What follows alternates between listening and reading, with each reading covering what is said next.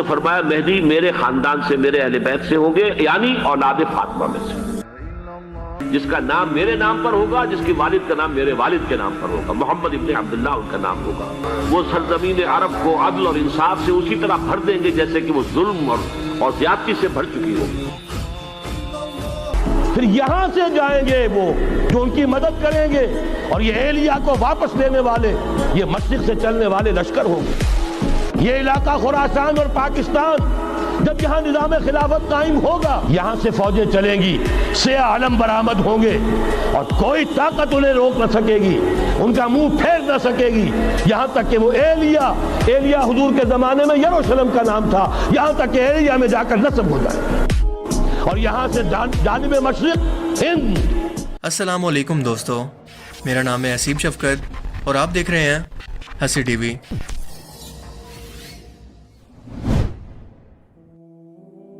قیامت کی اہم ترین بڑی نشانیوں میں سے ایک امام مہدی علیہ السلام کا ظہور ہے۔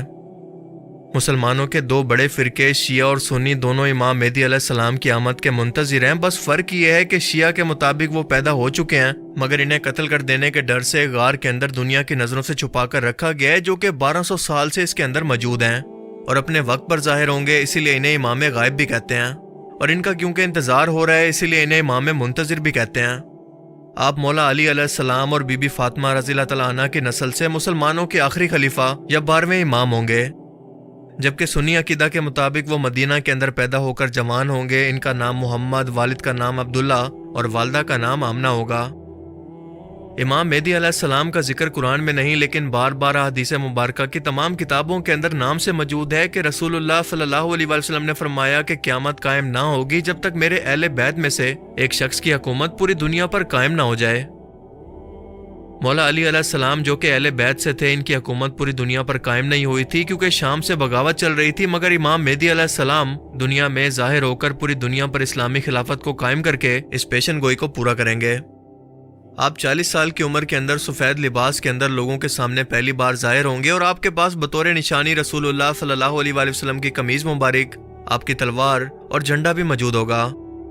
مسلمانوں کے درمیان خانہ کعبہ کے اندر حج کے دوران ایک عرب حکمران کی موت کو لے کر بہت بڑا جھگڑا ہوگا اور وہ آپس کے اندر تقسیم ہو جائیں گے۔ مکہ سے باہر ہر طرف فتنہ و فساد قائم ہو جائے گا، اور اسی دوران رکن یمانی اور مقام ابراہیم کے درمیان تمام لوگ امام مہدی علیہ السلام کو ثالثی بنا کر ان کے ہاتھ پر بیعت کریں گے، ان کو اپنا امام تسلیم کر لیں گے، جس کے بعد یہ جھگڑا ختم ہو جائے گا۔ آج امام مہدی علیہ السلام کی آمد کی تقریباً 80% نشانیاں پوری ہو چکی ہیں۔ یہ دو طرح کی نشانیاں ہیں، چھوٹی علامات اور بڑی علامات، جو دونوں ملا کر تقریباً 40 کے قریب بنتی ہیں۔ آپ آج سے صرف 10 سال پیچھے چلے جائیں اور اس کا موازنہ آج کے ٹائم سے کر کے دیکھیں تو جتنے واضح حالات امام مہدی علیہ السلام کی آمد کے صرف ان 10 سالوں کے اندر بنے ہیں، اس سے پہلے ان کا تصور کرنا بھی انتہائی مشکل تھا کہ کیسے دنیا بھر کے اندر مہنگائی، پولیٹیکل انسٹیبلٹی، بیماریوں اور جنگوں سے افراتفری ہوگی، دنیا ظلم و ستم سے بھر جائے گی، شیطان کے پجاری کھل کر دنیا کے سامنے آ جائیں گے اور پوری دنیا کے لوگوں اور وسائل پر قبضہ کر کے ان کی سوچوں کو کنٹرول کرنے لگیں گے۔ مگر آج وہ پورا ماحول امام مہدی علیہ السلام کی آمد کا تیار ہو چکا ہے، سٹیج بھی تیار ہے، لیکن صرف ان کی آمد کا انتظار ہے۔ یروشلم شہر کا تعلق قرب قیامت کے حالات کے اندر بہت زیادہ اہم ہے۔ یہ وہ شہر ہے جو کہ تینوں اہل کتاب یعنی مسلمان، کرسچن اور یہودیوں کے لیے انتہائی اہم ہے۔ یہاں پر بیت المقدس موجود ہے۔ اسی جگہ سے فلسطینیوں کو بے دخل کر کے مسجد اقصی کو شہید کرنے کے بعد اس پر تیسری مرتبہ ہیکل سلیمانی کو تعمیر کیا جائے گا، تو ایک تیسری عالمی جنگ کا آغاز ہوگا جس کی قیادت امام مہدی علیہ السلام کریں گے، اور ان کا ساتھ دینے کے لیے مشرق سے فوجیں نکلیں گی اور کالے جھنڈے کی جماعت خراسان سے نکل کر بیت المقدس پہنچے گی اور امام مہدی علیہ السلام کی فوج میں شامل ہوگی۔ خراسان رسول اللہ صلی اللہ علیہ وسلم کے زمانے میں ایران، افغانستان اور پاکستان کے کچھ حصوں کو ملا کر کہا جاتا۔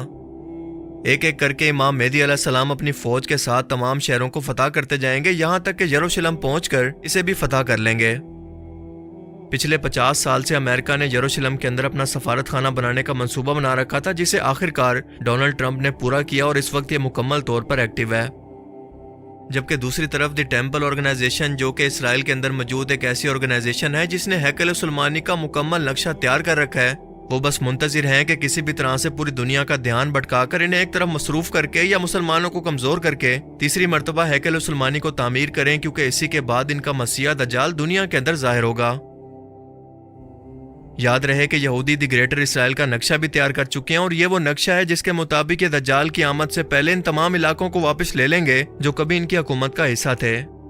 اور پھر پوری دنیا پر حکومت جو کہ حضرت سلیمان علیہ السلام کے دور کے اندر ان کی موجود تھی، ایک بار پھر سے دجال کے دنیا میں ظاہر ہونے کے بعد یہ پھر سے قائم کریں گے۔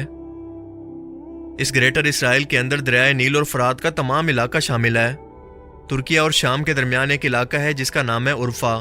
اسی جگہ پر ابراہیم علیہ السلام کو نمرود نے آگ کے اندر ڈلوایا تھا، مگر اللہ کے حکم سے آپ بچ گئے تھے اور ہجرت کر کے مکہ اپنی دوسری بیوی حضرت ہاجرہ اور بیٹے اسماعیل علیہ السلام کے ساتھ دریائے فرات کے کنارے عراق اور پھر یہاں سے مکہ پہنچے، اللہ کے گھر کو تعمیر کیا، جبکہ آپ کی دوسری بیوی حضرت سارہ اور ان کے بیٹے اسحاق علیہ السلام ملک فلسطین اور شام کے درمیان کے ایک علاقے میں رہے،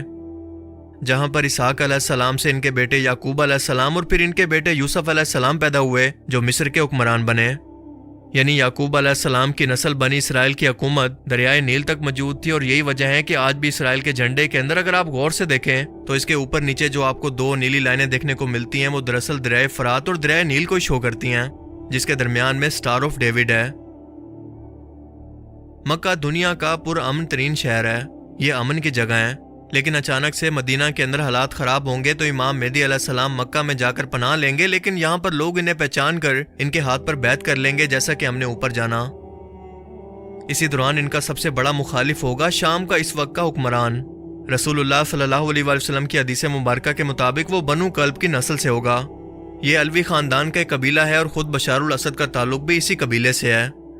اس کا مطلب کہ اس وقت بھی اس کا خاندان دور حکومت کے اندر موجود ہوگا، اور وہ اپنے لشکر کو امام مہدی علیہ السلام کی فوج کا مقابلہ کرنے کے لیے بھیجے گا، مگر مکہ اور مدینہ کے درمیانی راستے کے اندر اللہ پاک اس لشکر کو زمین کے اندر دنسا دے گا، جس کے بعد امام مہدی علیہ السلام کے ظہور کی سلامت کو دیکھ کر پوری دنیا سے لوگ جوک در جوک ان کی بیعت کے لیے نکلیں گے۔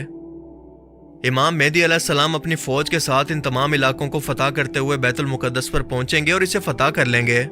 یہ سب کچھ صرف 7 سال کے اندر امام مہدی علیہ السلام کے دور حکومت کے اندر مکمل ہو جائے گا، جس کے بعد عالمی کفر اکٹھا ہو کر ان کے خلاف ایک اتحاد بنا لے گا، اور اچانک سے دنیا میں اعلان ہوگا کہ دجال دنیا میں ظاہر ہو چکا ہے۔ یہ عالم کفر اکٹھا ہو کر دجال کی قیادت کے اندر امام مہدی علیہ السلام کی ایک بڑی فوج کو شکست دے کر انہیں قتل کرے گا، اور ہوتے ہوتے دمشق کی ایک جامع مسجد کے اندر ان کو گھیر لے گا۔ تمام بچے ہوئے مسلمان اس مسجد کے اندر موجود ہوں گے، جبکہ باہر دجال کی فوج ہوگی۔ صبح کی نماز کا وقت ہوگا، صفیں کھڑی ہوں گی، اور اسی دوران حضرت عیسیٰ علیہ السلام مسجد کے اس مینار سے نیچے تشریف لائیں گے اور دجال کی اس فوج کا مقابلہ کر کے اسے قتل کریں گے، اور 40 سال تک ان کی حکومت دنیا پر قائم رہے گی، اور اس کے بعد قیامت قائم ہوگی۔ مشرق اور خراسان سے جن فوجوں نے امام مہدی علیہ السلام کا ساتھ دینے کے لیے نکلنا ہے، کیا اسی علاقے کے اندر طالبان کی حکومت کا قائم ہونا یا مذہب اسلام کے نام پر دنیا کے صرف ایک ملک پاکستان کا بننا، کیا آپ کو صرف اتفاق لگتا ہے؟ دنیا کی سپر پاور 2 دہائیاں لگا کر افغانستان کے اندر اربوں ڈالر لگا کر اور تباہی پھیلا کر پھر بھی اپنی جگہ کو چھوڑ کر بھاگ جائے، دنیا کے اسلامی ملکوں کے اندر صرف پاکستان کے پاس ہی نیوکلیر ہتھیار موجود ہوں، اور ایران کے ساتھ امریکہ اور اسرائیل کی کھلی دشمنی، کیا یہ سب کچھ اتفاق ہے یا بالکل امام مہدی علیہ السلام کی آمد کے حالات بن چکے ہیں؟ لیکن یہ خوشی کی بات نہیں ہے، کیونکہ مسلمانوں کے لیے آزمائش اور امتحان کی گھڑی آنے والی ہے، کیونکہ امام مہدی علیہ السلام قتال پر بیعت لیں گے، یعنی موت تک ان کا ساتھ دینا پڑے گا، کوئی پیٹھ نہیں دکھا سکتا۔ جب امام مہدی علیہ السلام آئیں گے تو مسلمان خود 3 حصوں کے اندر تقسیم ہو جائیں گے، ایک وہ حصہ جو کہ عرب کا حکمران اور عیاش طبقہ ہوگا اور صرف نام کا مسلمان ہوگا، باقی اس کے سب کرتوت کافروں والے ہوں گے،